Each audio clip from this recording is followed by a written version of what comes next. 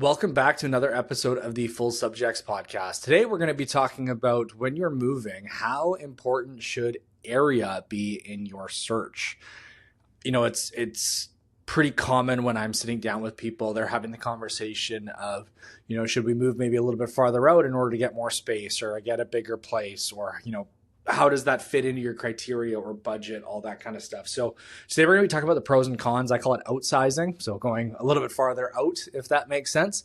Thanks for joining us for another episode, guys. And as always, this podcast is for informational purposes only. It does not constitute any legal, tax, financial, investment, or any other advice. It's not intended to cause or induce breach of any existing agency agreement. And let's get into it. Yeah, guys, patent pending on that outsizing. That's Austin's got a. He's got a. What Jackson it's not patent. It's copyright, right? So we're just waiting on a response for that. But my royalties. Yeah, his shirts will be coming out soon. Might even do hats. That it's coming with the Full Subjects podcast merch. Exactly. I think it's an interesting one because, as Austin said, there's some things to consider here. But let's talk about one thing first and foremost. Austin, what are we considering further out now? What do you consider further out? Yeah, it's a great question. As somebody grew up in, Burnaby, Vancouver, New West area, Langley would be considered going farther out. I chat with people and, further out means maybe Abbotsford, Chilliwack, even Mission.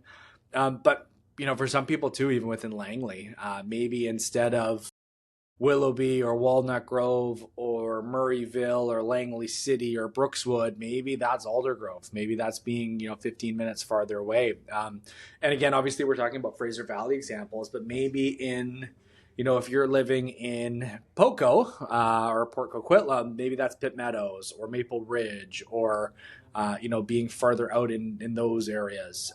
So certain areas, and typically you see that as closer to more established metropolis areas or more established areas in cities in general. Further out would just basically be trading value for time in the sense of commuting, for lack of a better way to put it. Yeah, I think that's really well said. I think there's different benchmarks you can look at. You can look at, okay, how far do I have to go to get a detached home for under $1 million? Maybe that's my benchmark. Maybe it's where do I have to go in order to get a townhouse under this amount? You can look at it that way, from a cost perspective. But ultimately further out is anywhere that's further than where you are now, assuming that you have a commute to consider, right? Because if you're working from home, ultimately you're maybe not as concerned about that. Now, maybe you have kids, maybe they're in sports, and there's a commute aspect to that. But ultimately, I think it really comes down to, okay, how is this going to impact my day to day? And if it's not going to have a major impact on my day to day, then I think in some cases it's going to make sense, right? You can get more. A lot of these areas have grown. So Austin said at the beginning here, some people consider Langley further out. Langley's absolutely exploded in the last 10 years, especially around 200th Street, kind of Walnut Grove, Willoughby area. Those areas have absolutely exploded. I mean, look at Surrey. Surrey is, I think, on pace to be the largest populated city in the Lower Mainland, beyond Vancouver pretty soon, if not already. So it's hard to really say what's considered further out, but ultimately it's what feels further out to you, and what's going to feel like a little bit more of a commute. So let's jump in. Go ahead. I think to kind of add on to that, I think that's a great point that we saw even during the pandemic, 4 or 5 years ago. A lot of people came remote, didn't have to commute as much, didn't need to go into the office. You're seeing a lot of these roles still be hybrid. I know that there's big news back east today in Toronto. I think Mayor Ford just announced that I think it's as of the fall or something like that. A bunch of the positions, I know I'm going really vague here, but bear with me.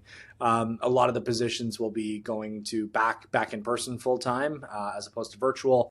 I'll try and maybe pull that article up at some point. But yeah, we saw basically people saying, okay, if I'm going to be working from home, do I want 900 or 1,000 square feet in Vancouver? Or if I'm going to be sitting in front of my computer, do I want 2,700 square feet out in Langley or Surrey or uh, New West or whatever, right? And obviously different areas, different values, different expectations of living based off of square footage and price and affordability, blah, blah, blah. But yeah, I mean, that's what we saw. People were choosing to move farther out because they're like, look at all this space I can get if I'm working from my computer anyway, versus, being in a more premium apartment downtown, cost of living, etc. Yeah, 100%. And I think what goes along with this is what I was saying before, it's commuting. So if you do move further out and commuting is still something you have to consider, that might be something that you want to factor into your decision about where to move. So the West Coast Express, which I'm a huge fan of, is an awesome way to get to Vancouver. It drives all the way from Mission to Vancouver. I believe it stops in Mission, Maple Ridge, Pitt Meadows, Poco, Coquitlam, and Port Moody.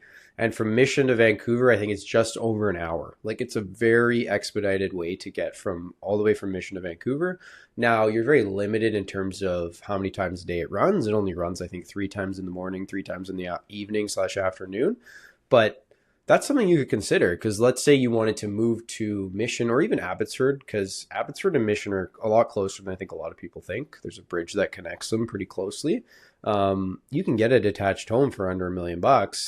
You commute from Mission all the way into Vancouver, and like you were saying before, Austin, maybe that $1 million condo in Vancouver is now $1 million home, and you get a completely different lifestyle because of it, and you have to commute because of it. But ultimately, that's not so bad if you're aware of what the options are. Another big one, and we've actually done an episode on this, if I'm not mistaken, is the new SkyTrain coming to Langley, or the expansion coming to Langley, more specifically. That's going to connect Langley to a large network of transit now. And I believe, how far east does it go, Austin? Do you know?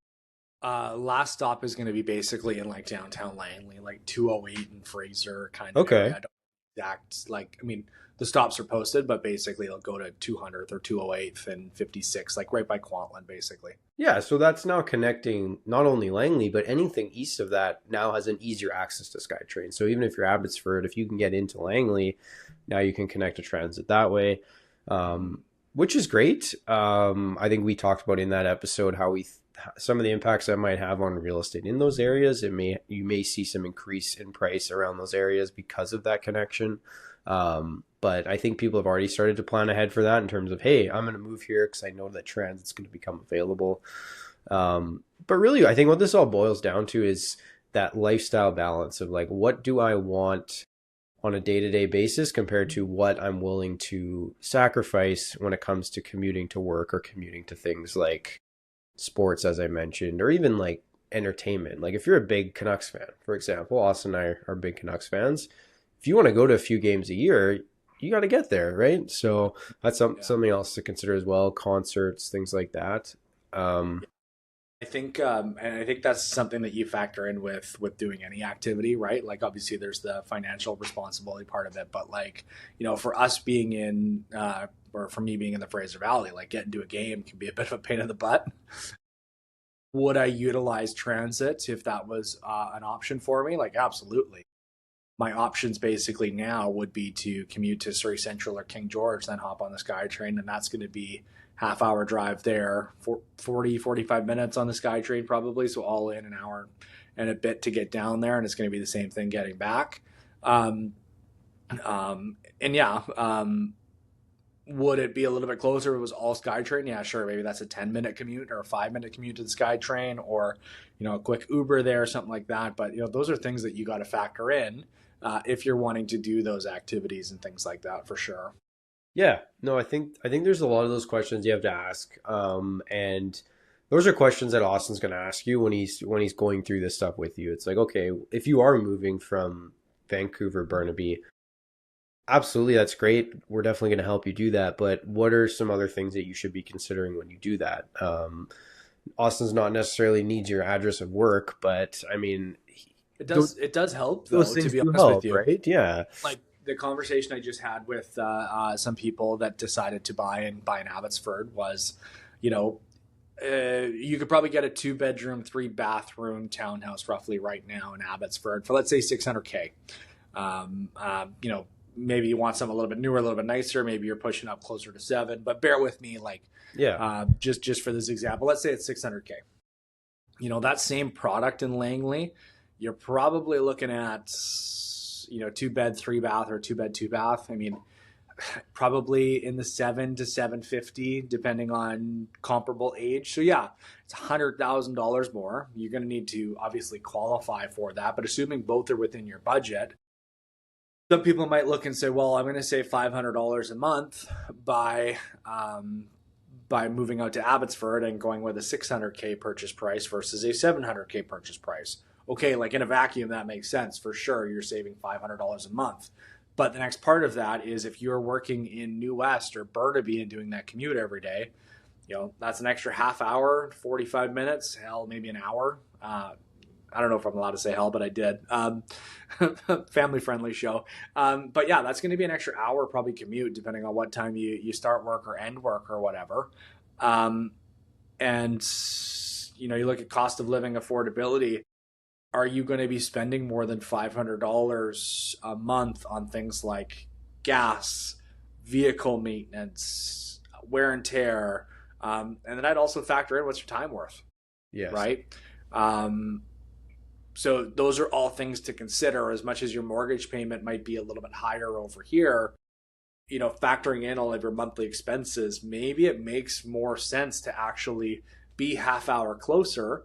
If you are working in New West or Burnaby, etc., to be in Langley versus be in Abbotsford, because then again, that difference, half an hour, 4 or 5 times a week, depending on what you want to do, what you do for work, all of that starts to add up, and you might be net zero when everything is said and done when you're looking at those additional costs. Exactly. And I think that's what's really important is to consider beyond the physical costs, but beyond is to include the mental costs. And like you said, what's your time worth? It's not always easy to quantify what your time's worth. And I would argue that our time's worth more than most people think. To be honest with you, I think we often undervalue our time. Like if we work in a role that we get paid hourly, yeah, you could say, okay, my time's worth this, but I don't know if that's the same as what your free time's worth, because your free time isn't paid time, but it might be worth a lot more to you because you only get so much of it, right?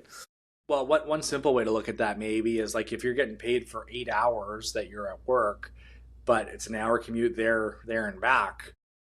Okay, well, if you average that over 10 hours, right? Because that's what it's taking up. Just a different. It's just kind of a thought experiment or a way to kind of think about it. Yeah, absolutely. I think these are really important things to consider. I think there's pros and cons to both. I think you have to ask yourself what's the most important to you and your family if you have a family. And one thing we haven't talked about yet is this doesn't have to be a forever thing. This can be hey, I want to try it. And when we say try it, we don't mean, hey, buy a house for a year and then sell a house in a year. Not necessarily the best strategy. But hey, I want to commit to the next 5 years of doing this. I want to see how this works.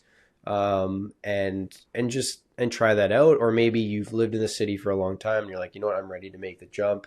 Doesn't mean you're stuck. Like you can always move back.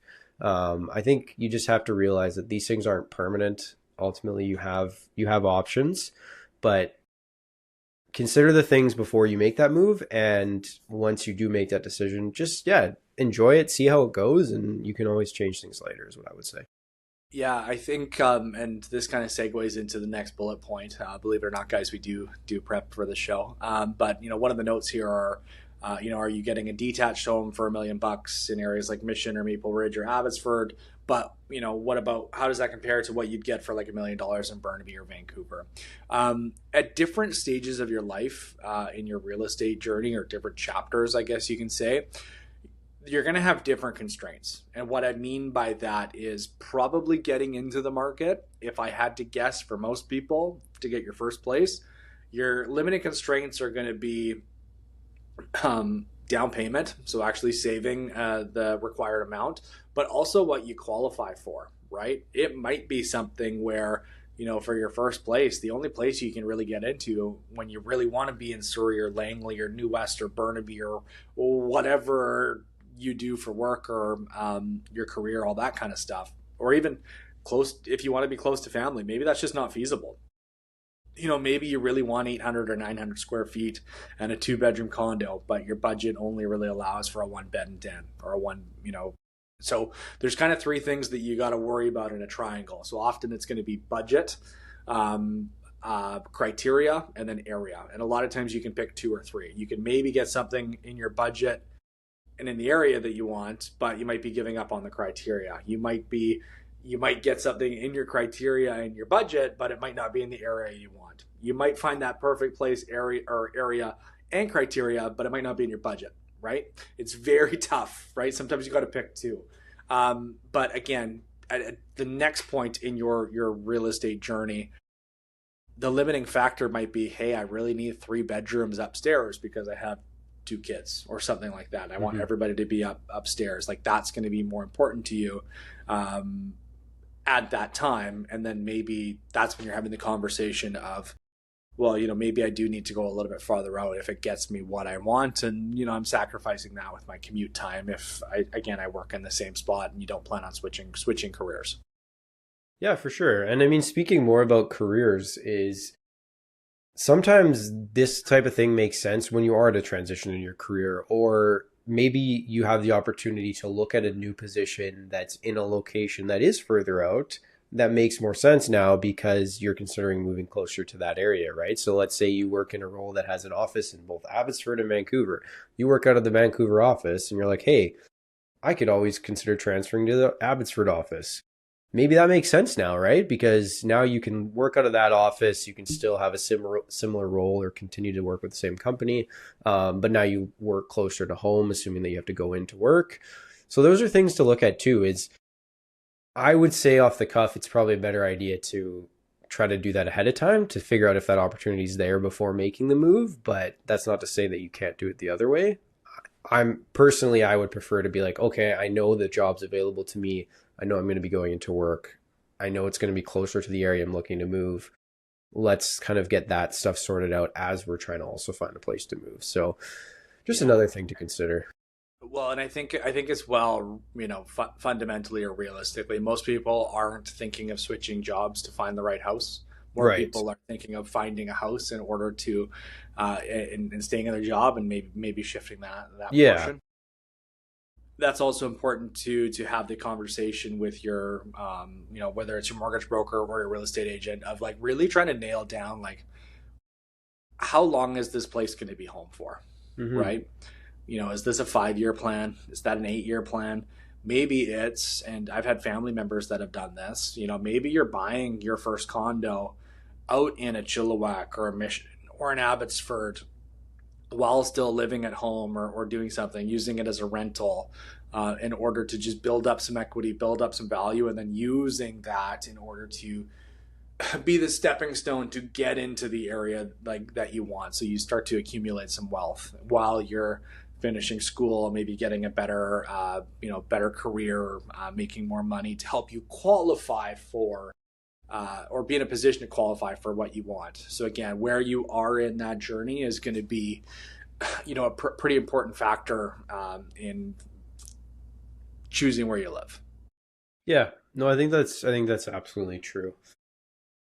I don't have much else to add for this one. I think we've touched on a lot of the things that you have to consider. I think there's pros and cons to both, but ultimately, it's a conversation to have amongst your family. It's assuming it's a family situation, as well as with the professionals that are going to be helping you with this transaction, and just really considering all the different parts to it. And yeah, Austin, I don't know. Do you have anything else you want to add to this?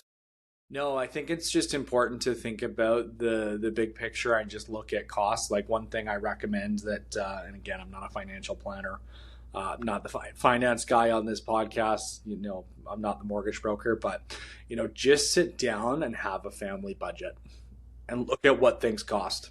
You'd be shocked what you spend money on, but again, budget these things because money that does not get tracked, flies away magically, and you'd be stunned even if you just review your finances for 2-3 months of how much stuff goes missing or stuff you buy that you don't necessarily need to. So just track that, plan that, look at what the commute times are going to be if you are planning on moving farther out, and you just got to decide if that's something you're okay with or not, or if you want to maybe save some time by again, having a slightly higher purchase price, but maybe that saves you time and money in the long run, just in a different way. So, just some food for thought, guys. That it's conversations that we have with clients all the time that we thought maybe you guys would want to hear too.